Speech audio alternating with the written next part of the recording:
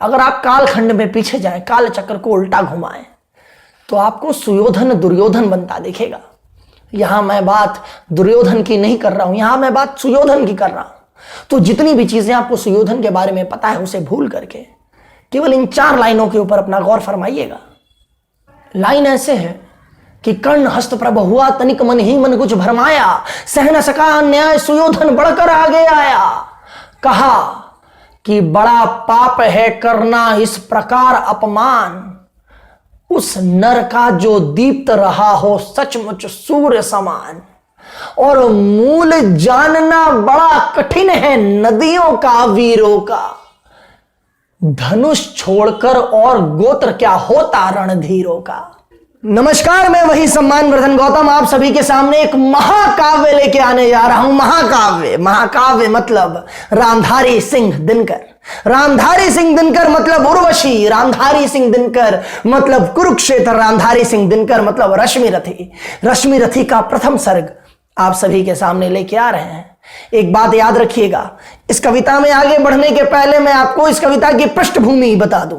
पृष्ठभूमि यह है कि पांडव और कौरव दोनों गुरु द्रोण के आश्रम में जाते हैं अपनी शिक्षा और दीक्षा प्राप्त करने के लिए। जब उनकी शिक्षण पूरी हो जाती है तो वापस हस्तिनापुर की ओर लौटते हैं। हस्तिनापुर पहुंचने के बाद एक कार्यक्रम का आयोजन होता है। उस कार्यक्रम में इनके सामने एक विपत्ति खड़ी हो जाती है।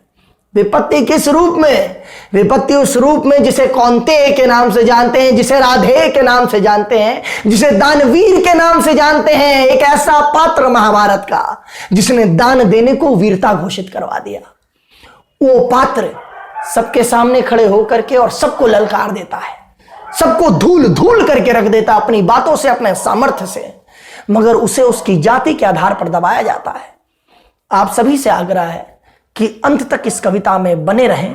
ये कविता की खूबसूरती यही है कि जब आप इस किताब को पढ़ते हैं, ध्यान से सुनिएगा, जब आप इस किताब को पढ़ते हैं तो ये किताब आपके शरीर का एक अंग नोच करके लेके चला जाता है। आप इस किताब को सुनने के पहले, पढ़ने के पहले अलग इंसान होते हैं, पढ़ने के बाद एक बिल्कुल अलग इंसान बन जाते हैं।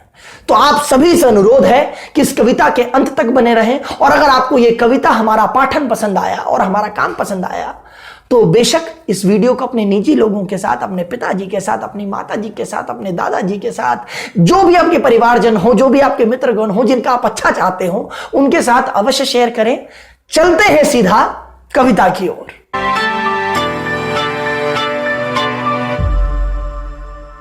जय हो जग में जले जहां भी नमन पुनीत अनल को, जिस नर में ही बसे हमारा नमन तेज को बल को। किसी वृंत में खिले विपन में पर नमस्य है फूल। और जो साधे हुए लोग होते हैं कि सुधि खोजते नहीं गुणों का आदि शक्ति का मूल। और ऊंच नीच का भेद न जाने वही श्रेष्ठ ज्ञानी है। दया धर्म जिसमें हो सबसे वही पूज्य प्राणी है। क्षत्रिय वही छिपी हो जिसमें निर्भयता की आग। सबसे श्रेष्ठ वही ब्राह्मण है हो जिसमें तप त्याग। तेजस्वी सम्मान खोजते गोत्र नहीं बतलाते। पाते हैं जग में प्रशिष्टि अपना कर्तव्य दिखला के। और हीन मूल की ओर देख जग गलत कहे यह ठीक। वीर खींच कर ही रहते हैं इतिहासों में लीक। जिसके पिता सूर्य थे, अब कर्ण का इंट्रोडक्शन देखिएगा आप, कि जिसके पिता सूर्य थे, माता कुंती सती कुमारी। उसका पलना हुआ डाढ़ पर बहती हुई पिटारी। सूत वंश में पला चखा भी नहीं जननी का क्षीर। तब भी कर्ण निकला सभी युवकों में तब भी अद्भुत वीर। कर्ण कैसा था कि सर से समर सूर, मन से भावुक और स्वभाव से दानी। अरे जाति गोत्र का नहीं, शील का पौरुष का अभिमानी। ज्ञान धान शस्त्रार्थ शास्त्र का कर सम्यक अभ्यास। कर्ण ने अपने गुणों का किया आप स्वयं सुविकास। अलग नगर के कोलाहल से, अलग पुरी पुरी जन से, साधना में उद्योगी लगा हुआ तन मन से। निज समाधि में निरत सदा निज कर्मठता में चूर। वन कुसुम सा खिला कर्ण जग की आंखों से दूर। और नहीं फूलते कुसुम मात्र। आपको अगर लगता है कि जो कुसुम होते हैं खूबसूरत फूल और खूबसूरत सामर्थ्य, कि केवल राजाओं के उपमन में ही फूलेंगे फलेंगे, और बड़े होंगे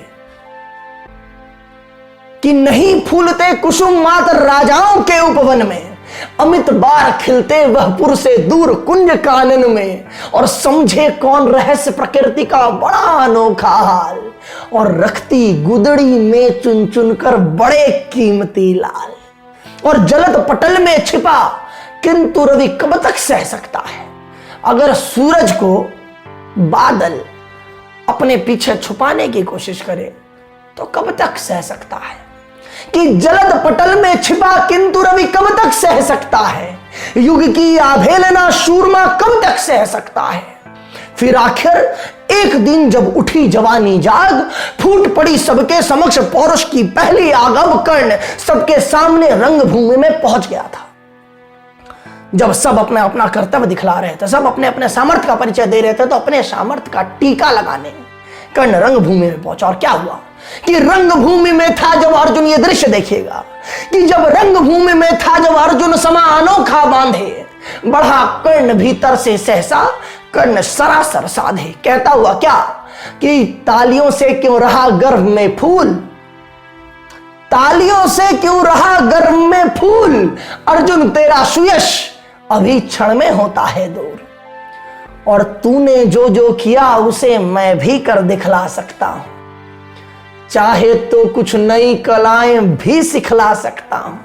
अब आंख खोल कर देख कर्ण के हाथों का व्यापार, और फूले सस्ता सुयश पाकर उस नर को धिक्कार। फिर क्या, फिर इस प्रकार कह लगा दिखाने कर्ण कलाएं रण की, सभा स्तब्ध रह गई ग्रह आंखें टकी जन जन की, और मंत्र मुग्ध सा मौन चतुर्दिक जन का पारावार, और गूंज रही थी मात्र कर्ण के धनवा की डनकार। आहा, क्या शब्द लिखा है दिनकर साहब ने, कि गूंज रही थी मात्र कर्ण के धनवा की डनकार, और फिरा कर्ण क्यों साधु साधु कह उठे सकल नर नारी, राजवंश के नेताओं पर परी विपत अति भारी, भीष्म अर्जुन द्रोण सब फीके हो रहे सुदास, एक अकेला सुयोधन बढ़ा बोलते हुए वीर शाबाश। द्वंद्व युद्ध के लिए पार्थ ने फिर उसको ललकारा, अर्जुन को चुप ही रहने का गुरु ने किया इशारा। कृपाचार्य ने कहा सुनो हे वीर युवक अनजान, भरत वंश अवतंच पांडु की अर्जुन है संतान, क्षत्रिय है यह राजपुत्र है यूं ही नहीं लड़ेगा, जिस तिससे हाथापाई में कैसे कूद पड़ेगा। अर्जुन से लड़ना हो तो मत गहो सभा में मौन, और नाम धाम कुछ कहो कि बताओ कि तुम जाति हो कौन। जाति हाय री जाति, कह कर्ण का हृदय क्षोभ से डोला, कुपित सूर की ओर देख वह वीर क्रोध से बोला, अरे जाति जाति रटते जिनकी पूंजी केवल पाखंड, मैं क्या जानूं जाति जाति है ये मेरे भुजदंड, ऊपर सिर पर कनक छत्र भीतर काले के काले, शर्माते हैं नहीं जगत में जाति पूछने वाले। हाँ मैं सूत पुत्र हूं, पर पूछ मेरे पिता पार्थ के कौन, और अगर साहस हो तो कहो ग्लानि से रह मत जाओ मौन, और मस्तक ऊंचा किए जाति का नाम लिए चलते हो, और अधर्म शोषण के बल पर तुम सुख में पलते हो, अधर्म जातियों के थर थर कांपते तुम्हारे प्राण, और तुम मुझसे पूछोगे जो छल से मांग लिया करते हैं अंगूठे का दान, अरे पूछो मेरी जाति शक्ति हो तो मेरे भुजबल से, रवि समान दीपित ललाट से और कवच कुंडल से, पढ़ो उसे जो झलक रहा है मुझ में तेज प्रकाश, मेरे रोम रोम में अंकित है मेरा इतिहास। और अर्जुन बड़ा वीर क्षत्रिय बता रहे हैं ना, इसका परिचय आपने ये दिया कि अर्जुन क्षत्रिय है।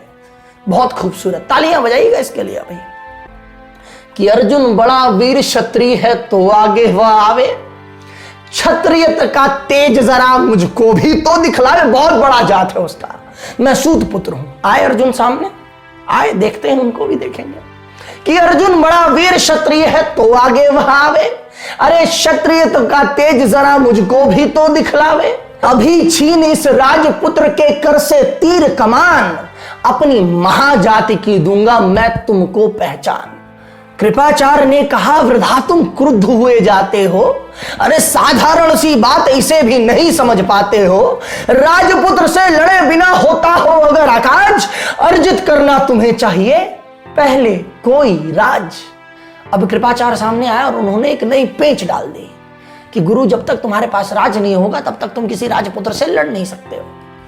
अब उस पेंच के कारण क्या हुआ सुनेगा आगे कि कृपाचार्य ने कहा, वृद्धा तुम क्रुद्ध हुए जाते हो, अरे साधारण सी बात इसे भी नहीं समझ पाते हो, और राजपुत्र से लड़े बिना होता हो अगर आकाज, अर्जित करना पहले चाहिए तुम्हें कोई राज।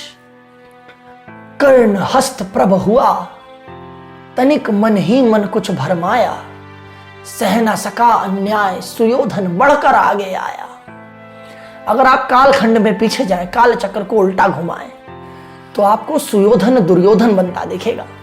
यहां मैं बात दुर्योधन की नहीं कर रहा हूं, यहां मैं बात सुयोधन की कर रहा हूं। तो जितनी भी चीजें आपको सुयोधन के बारे में पता है उसे भूल करके केवल इन 4 लाइनों के ऊपर अपना गौर फरमाइएगा। लाइन ऐसे है कि कर्ण हस्त प्रभ हुआ, तनिक मन ही मन कुछ भरमाया, सह न सका अन्याय, सुयोधन बढ़कर आगे आया। कहा कि बड़ा पाप है करना इस प्रकार अपमान, उस नर का जो दीप्त रहा हो सचमुच सूर्य समान, और मूल जानना बड़ा कठिन है नदियों का वीरों का, धनुष छोड़कर और गोत्र क्या होता रणधीरों का। आते हैं सम्मान तपोबल से भूतल पर शूर, जाति जाति का शोर मताते केवल कायर क्रूर, और किसने नहीं देखा इस सभा के भीतर, किसने नहीं देखा जब कर्ण निकल भीड़ से आया, एक अनायास आतंक एक संपूर्ण सभा पर छाया। कर्ण चाहे सुदो पुत्र हो अथवा छपत चमार, मलिन मगर इसके आगे है सारे राजकुमार।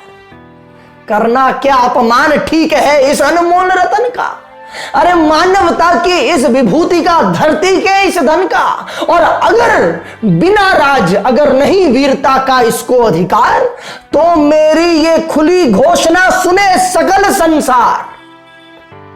अंग देश का मुकुट कर्ण के मस्तक पर धरता हूं, एक राज इस महावीर के हित अर्पित करता हूं। कर्ण के सिर पर रखा सुयोधन ने अपना मुकुट उतार, गूंजा रंग भूमि में दुर्योधन का जय जयकार। कर्ण चकित रह गया सुयोधन की इस परम कृपा से, फूट पड़ा मारे कृतज्ञता के धर उसे भुजा से।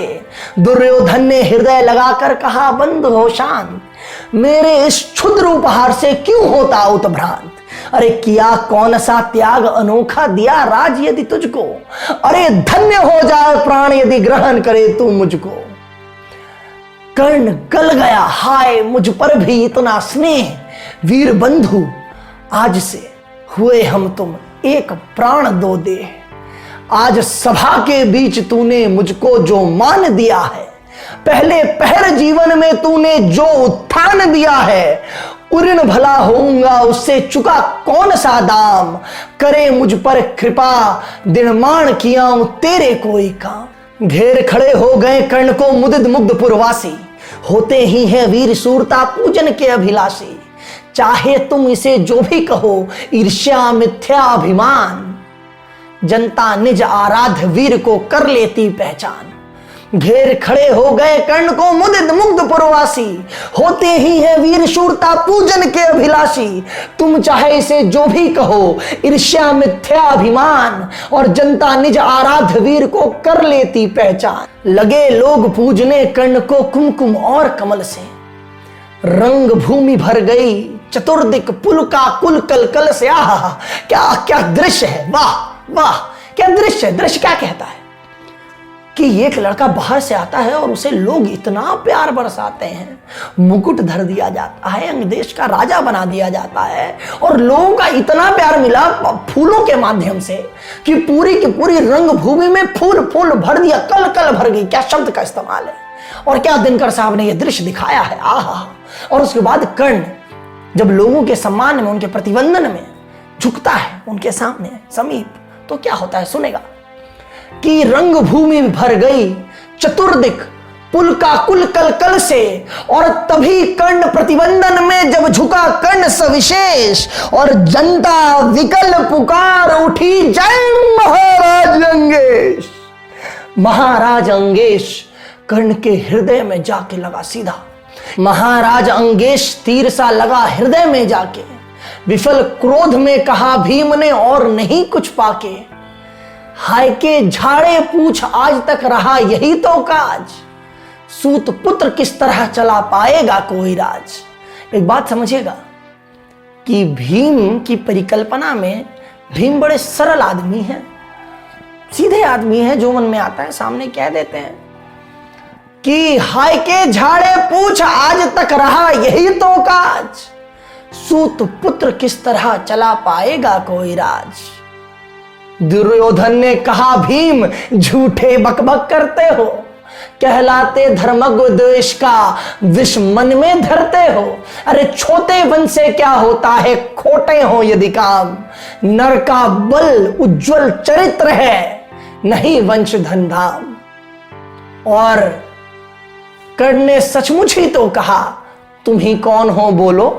अब ये आक्षेप देखिएगा, सचमुच ही तो कहा कर्ण ने तुम ही कौन हो बोलो, जन्मे थे किस तरह ज्ञात हो तो रहस्य यह खोलो, अपना अवगुण नहीं देखता अलग जगत का हाल, निज आंखों से नहीं सूझता सच है अपना भाल।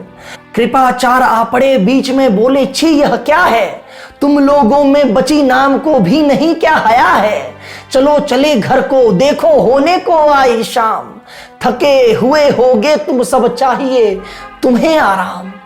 रंग भूमि से चले सभी पुरवासी मोद मनाते, कोई कर्ण का पार्थ का कोई गुण आपस में गाते, सबसे आगे अलग चले अर्जुन को लिए हुए गुरुद्रोण, कहते हुए पार्थ पहुंचा राह में नया फिर कौन, जन्मे नहीं जगत में अर्जुन कोई प्रतिबल तेरा, टंगा रहा है इसी बात पर ध्यान आज तक मेरा, एक लव से लिया अंगूठा कहीं ना मुख से आ, रखना चाहता हूं निष्कंटक बेटा तेरी राह, मगर आज जो कुछ देखा उससे धीरज हिलता है, मुझे कर्ण में चरम वीरता का लक्षण दिखता है, बढ़ता गया अगर निष्कंटक यह उठ भट भट प्राण, अर्जुन तेरे लिए कभी यह हो सकता है काल। सोच रहा हूं क्या उपाय मैं इसके साथ करूंगा, इस प्रचंडतम धूमकेतु का कैसे तेज हरूंगा, शिष्य बनाऊंगा न कर्ण को यह निश्चित है बात, रखना ध्यान विकट प्रतिभट पर तू है अपना तात। रंग भूमि से लिए कर्ण को कौरव शंख बजाते, चले झूमते हुए खुशी में गाते मोद मनाते। यहां तक रश्मि रथी के प्रथम सर्ग को हमने आप सभी के सामने रखा। अगर आपको हमारा काम पसंद आ रहा है और रश्मि रथी की बाकी रचनाएं आपको सुननी है तो आप कमेंट सेक्शन में अवश्य बताइए हमें कि आपका सबसे पसंदीदा भाग कौन सा रहा इस रचना का, बाकी की रचनाओं का। और बाकी हमारे प्लेलिस्ट में जाकर ये रश्मि रथी की बाकी रचनाएं आप सुन सकते हैं। यह था रश्मि रथी महाकाव्य का प्रथम सर्ग आप सभी के समीप, मैं सम्मान वर्धन गौतम। और अंत में धन्यवाद फर्जी मावत।